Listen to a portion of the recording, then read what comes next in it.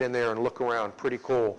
You can see the airlock that allows you astronauts to do spacewalks without a shuttle being there, and you can see the tanks that provide resupply for the oxygen and gases inside.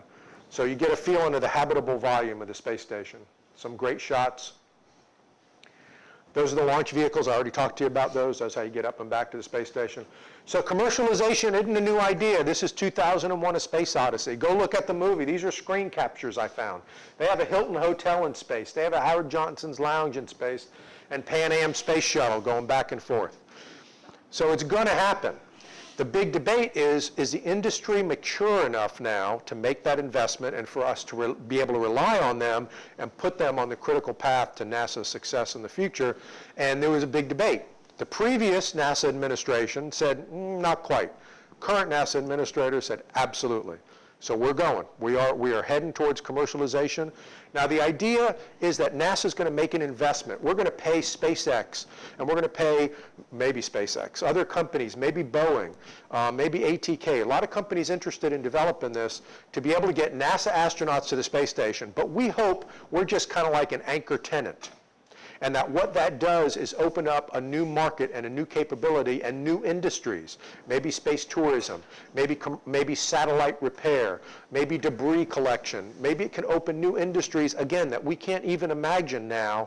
And so that's kind of the vision, that we're going to go in this direction. Commercial space is going to be a critical part of NASA's future direction, and we're heading there today. All right, space station. This is what all the stuff that I told you. The most important thing is that space station's life expectancy prior to the current administration was 2015, deorbit in 2016. Everybody's saying, it took us, 12 years to build this thing, compared to where we are today. By the time we deorbit it, it took 12 years to build it. We only get to operate it for 5 years before we deorbit. It doesn't make any sense.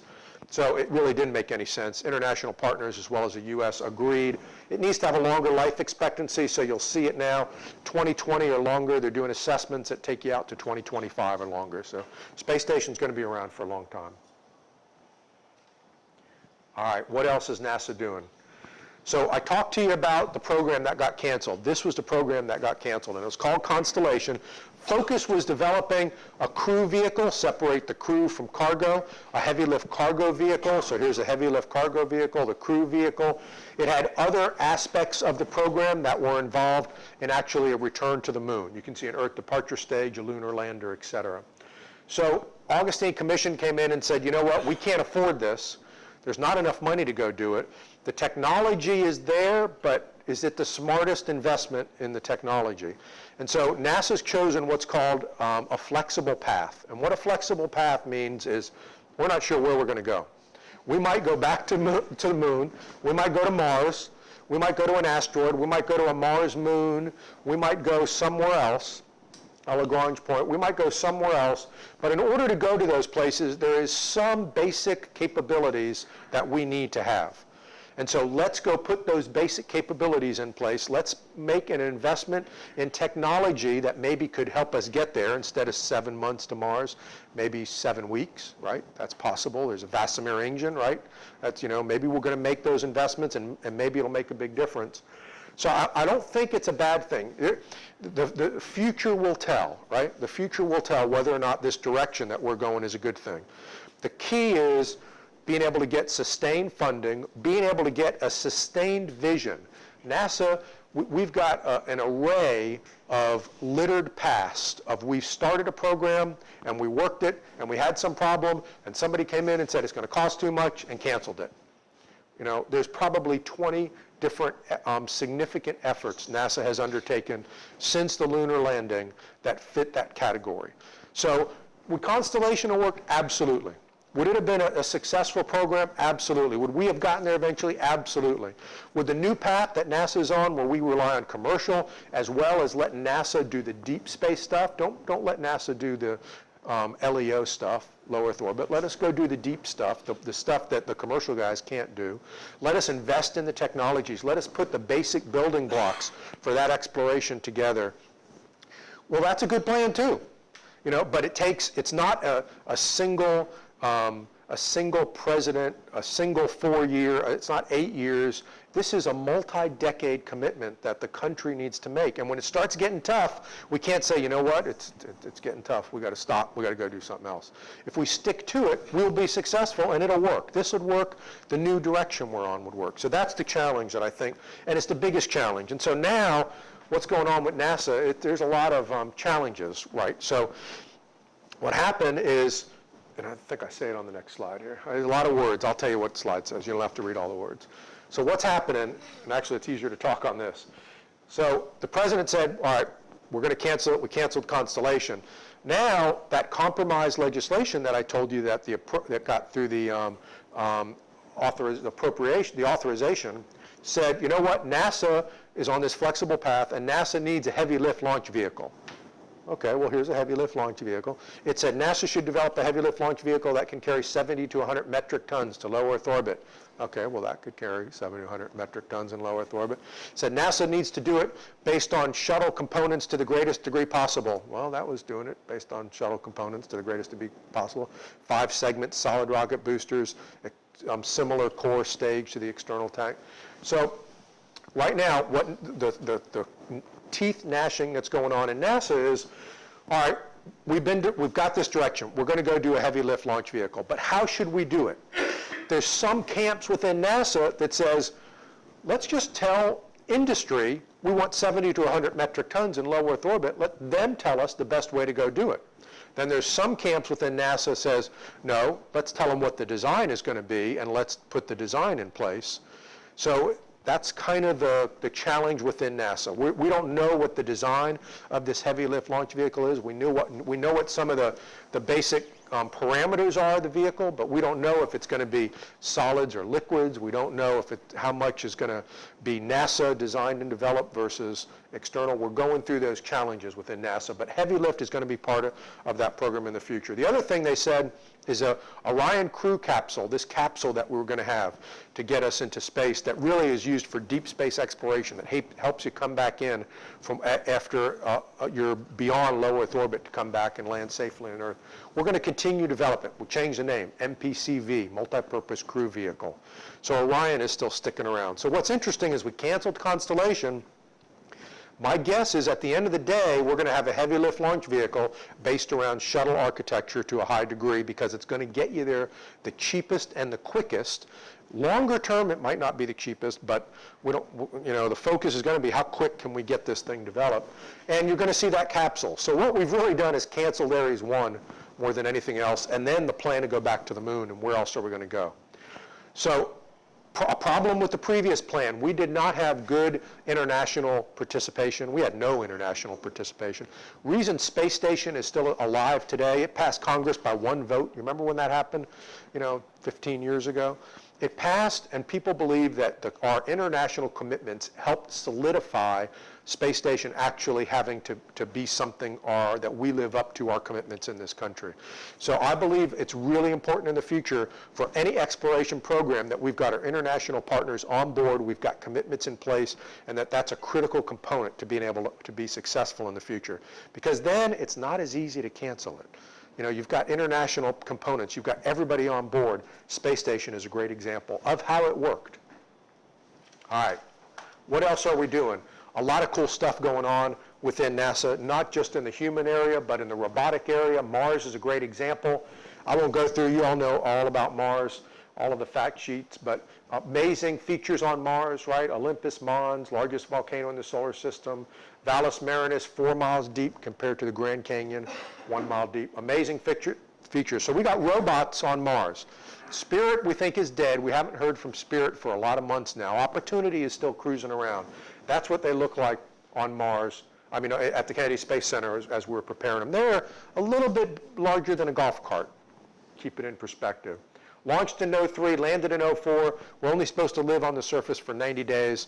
Opportunity is still on the surface more than 10 years later working. Amazing engineering accomplishment, what they did. First pictures of it rolling off of its landing platform, pretty cool. Is there life on Mars? All we're seeing is dust and dirt and rocks, but we think there's something going on in the background. Actual NASA footage.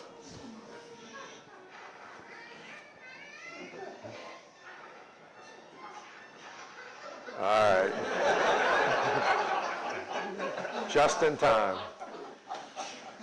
But so these rovers, 90 days, how can they live so long on Mars? We thought the sun was going to get low in the horizon. We thought with the dust on Mars and the dust storms that it was going to collect on the solar rays. Eventually, that the rovers would essentially not be able to get enough energy to keep the batteries alive and they'd go to sleep forever. But this is happening. These guys, total serendipity. We did not expect this to happen. These little dust devils are occasionally coming along, cleaning the surface of the solar rays and helping them survive on the planet all these years. We actually have pictures of where Opportunity hit. They have these airbags.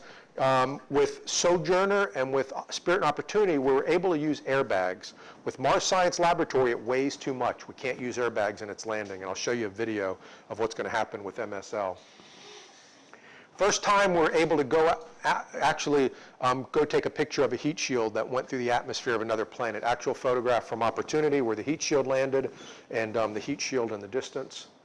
We have orbiters around Mars taking high-resolution images of Mars down to about 1 meter. Mars Reconnaissance Orbiter actually was able to take pictures of the rover while it was cruising around this crater called Victoria Crater. And the next picture will pull back. All of those places are where it made a pit stop. It spent the night, all of those little dots.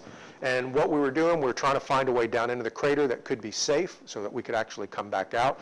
Going down into the crater is like going back in time geologically, right? You're kind of digging down. We did find a way down into the crater. We came out, and now it's on a great journey. That's Victoria Crater that you saw in the previous picture. This square is that square. There's Victoria Crater, and it's now on its way to this giant crater, Endeavour Crater. And that's where it is now. It encountered, this is a picture about a year ago in Concepcion Crater on Mars. Another great shot you saw in the previous presentation what the Earth looked like from Mercury. Here's what the Earth looks like from Mars. Picture was taken on the 63rd Martian day or sol of its mission. And here is Earth at sunset. That's what we look like. We ain't much. We're not much at all. A lot of, both rovers have found evidence that Mars had shallow, salty seas in the past, and so the question is, what happened to the water? There still is a lot of water on Mars, right? There's still a lot of water in the ice cap, some places as much as 50%. It's like frozen mud. In this region alone, there's a glacier under the ground there that they said if it melted, it would coat the entire planet with 20 centimeters of water. Water is important. Water can sustain life. Water could support hydrogen and oxygen fuel. For humans, it's important. Here's Spirit. Now Spirit, before it died, it had some issues. It had a stuck wheel, and it was kind of dragging the wheel behind it. And so here is a picture that it took. It turned around, and it took a picture of where it had been, and it saw this white stuff. And we went on over, and we analyzed it, and it's a silicon-rich deposit. So here we are, 900 days into a 90-day mission with a bad wheel, making a discovery that ancient hot springs actually existed in this area in the distant past to create this silicon-rich deposit. Here's where Spirit got stuck and where it is now. These are some of the last pictures Spirit took. It actually took some video. You can see its wheel that was stuck in the sand over there, trying to get out. Last communication, as you can see, the last time we heard from it was almost a year ago. We're still trying, but we haven't heard anything. Is there life? Again, I'll tell you, this guy would have an opinion.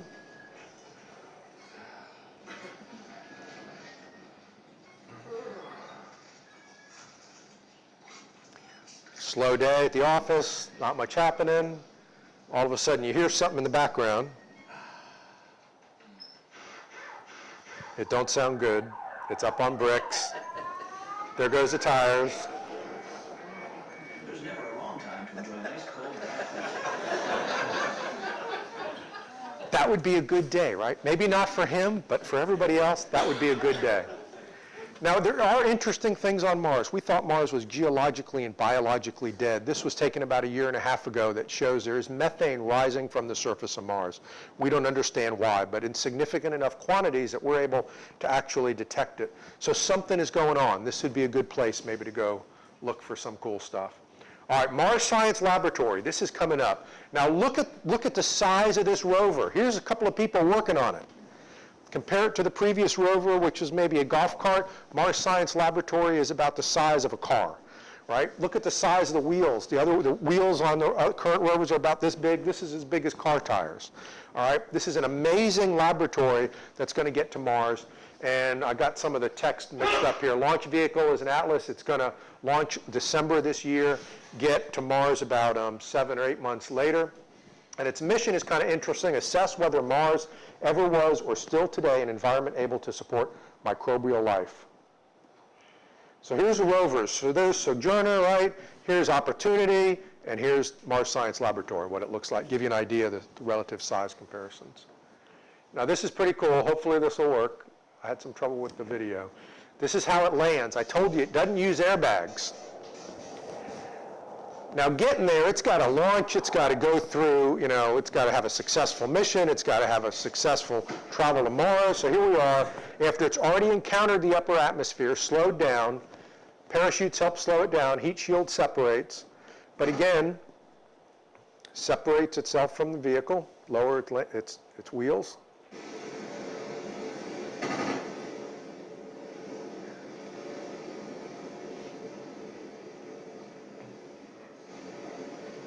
So you think, oh, this is pretty amazing. Well, just wait. It gets more amazing.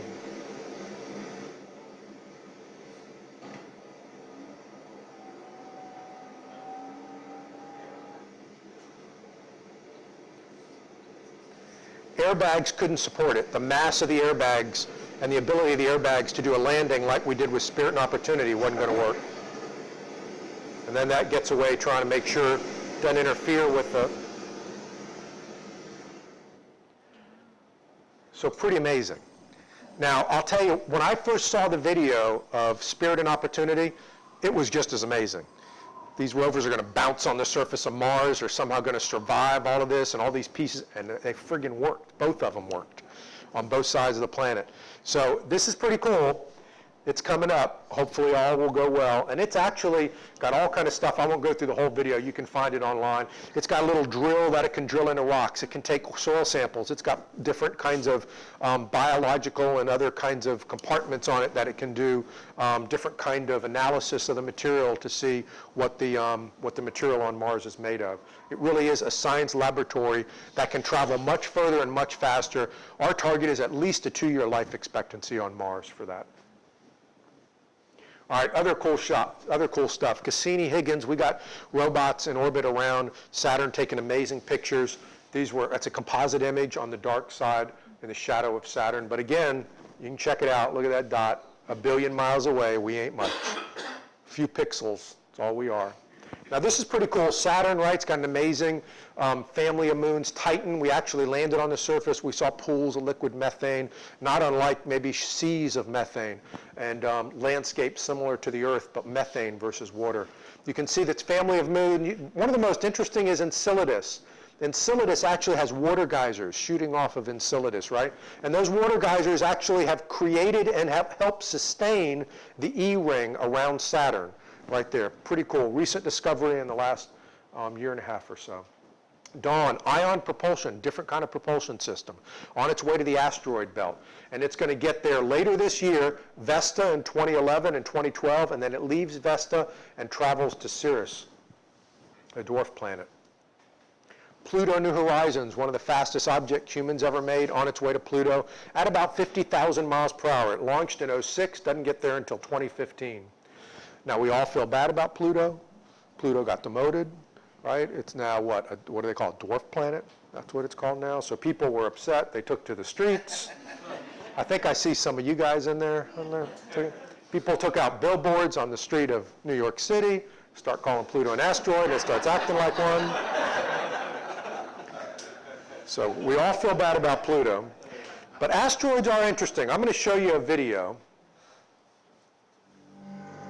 Look at the number down there is number of asteroids. It started at about 8,000.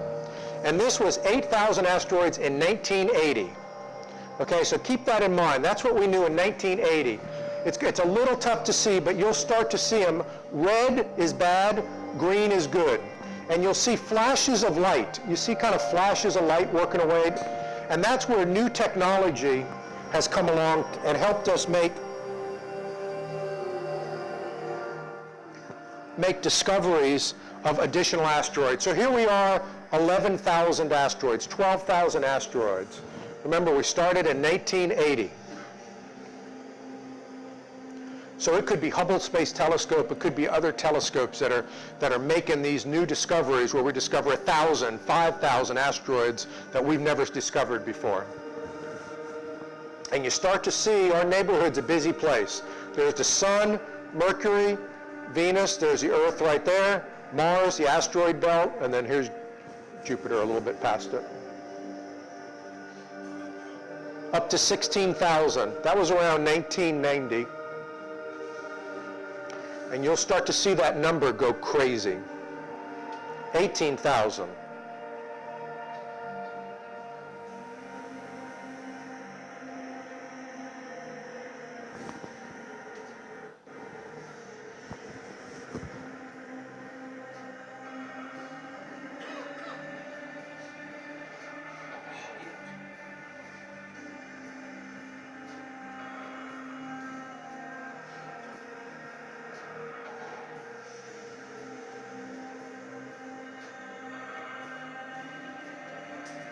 So we might be somewhere around 1995 now, 1994, 50,000. Remember, we started at 8. 80,000. 100,000.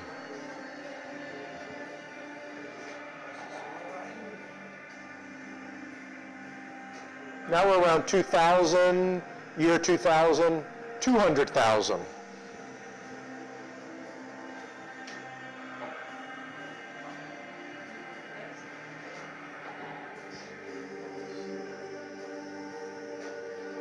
$300,000, probably around 2003 or 4, 2005, 300,000, 350,000. It ends in 2010. 400,000. This is probably around 2007, 2008, 2009. 480,000, 500,000, 530,000, 2010. 30 years. Look, it's pretty amazing what's happened in the last 30 years. Now, it used to be it was a big deal if you had an asteroid named after you, right? When there's only 7,000 of them, that was a big deal. Today, I don't think it's that hard anymore to get an asteroid named after you. But pretty amazing. This is another cool thing that I found. Exploring asteroids, 1800, what we knew, again, red is bad, green is good, 1900, 1950, 1990, 1999, 2008. Again, trying to put it in perspective. 2008, we're at 400,000, now we're over 550,000.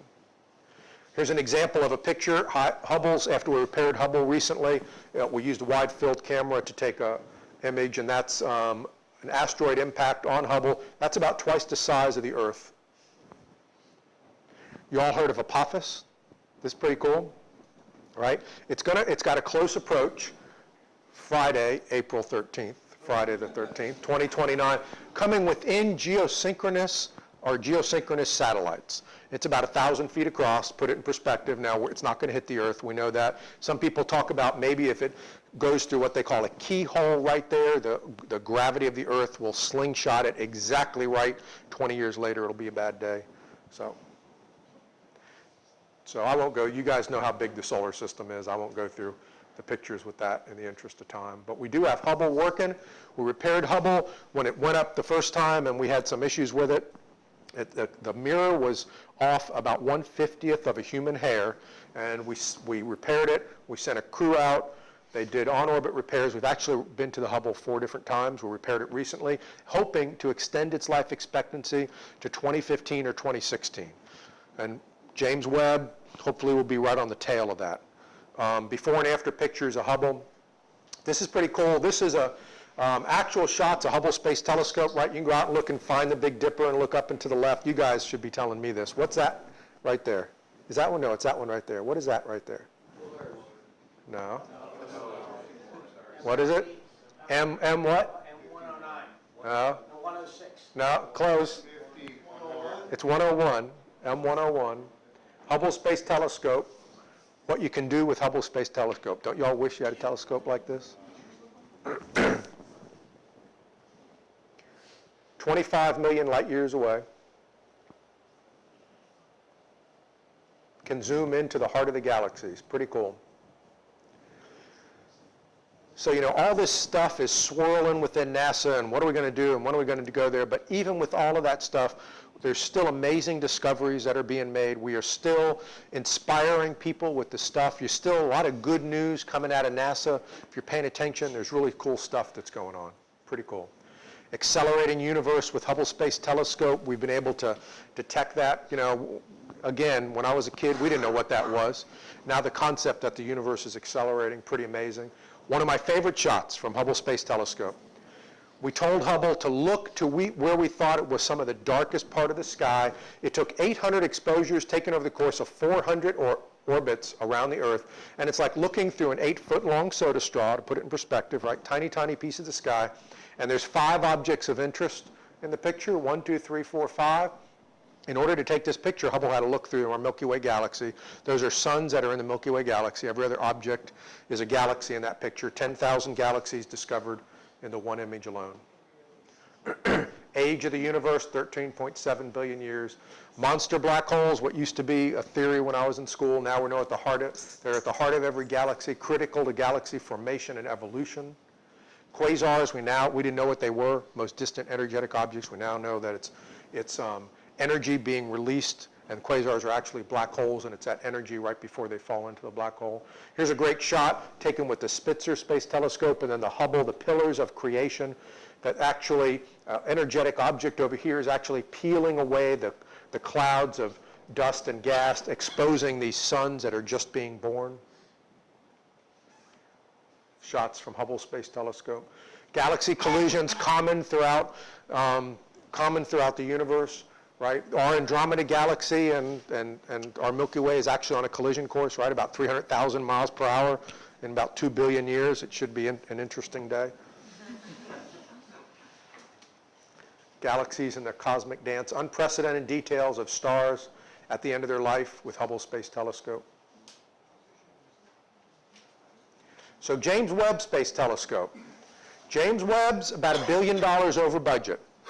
And there was even serious debate whether or not we should continue to fund it and spend that money within NASA. I think we got there. I think we're going to be okay. But again, we got to take money away from other stuff. There's no new money.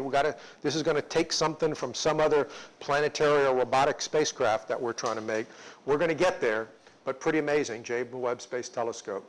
Kepler is a really cool one. So Kepler has been in the news. You guys probably know more about it than I do, right?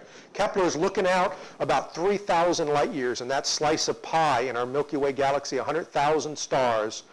And you can see when it launched in 2009. And just in the last month, Kepler released some of the initial scientific data, right? And so Kepler is searching for planets and around other suns, and more specifically, Earth-class planets, right? So far, it's found over 1,200 planets around other suns.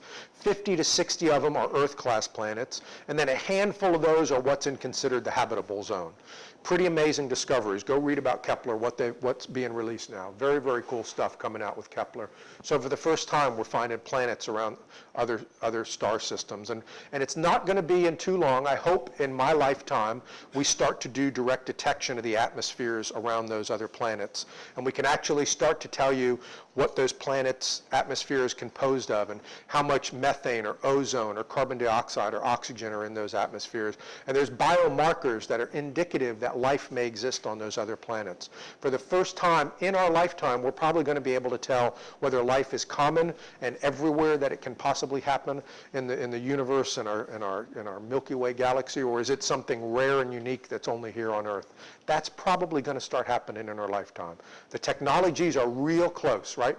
Just starting to do, I think it was in the news not that long ago, we actually did first direct detection of an atmosphere around another planet. Am I right? No, we did that with 458 here about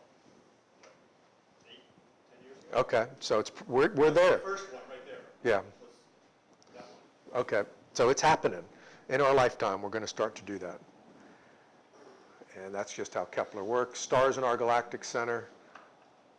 I've got a short video I'm going to show you, and then I'll be done. It's kind of a pictorial exploration of pictorial view of humans exploration. It starts with the quote from From Stephen Hawking, who says the survival of the human race depends on its abilities to find new homes elsewhere in the universe.